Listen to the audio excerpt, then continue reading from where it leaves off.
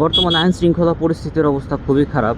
2-3 দিন আগে একজন বাইকার ভাইকে পেছন দিক থেকে মেরে, কোনো একটা ধারালো কিছু দিয়ে মেরে মারাত্মকভাবে জখম করে। সো আমাদের বাইকার যারা আছে তাদের খুব সাবধানতা অবলম্বন করে চলতে হবে। যারা স্পেশালি রাতের বেলায় আমরা চলাফেরা করি,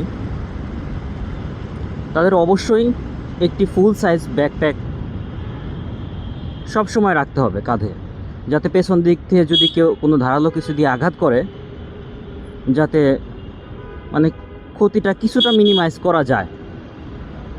এই জন্য আপনি হয়তো বা মোটা টাইপের কিছু প্র্যাকটিক্যাল বই বা যে কোনো কিছু বস্তু, ভারী টাইপের বস্তু ব্যাগের মধ্যে রেখে দিতে পারেন।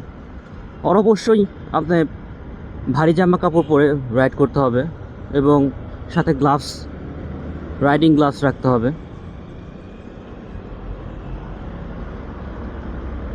এই সমস্ত কিছু সাবধানতা অবলম্বন করলে হয়তো ক্ষতিটা কিছুটা মিনিমাইজ করা যেতে পারে।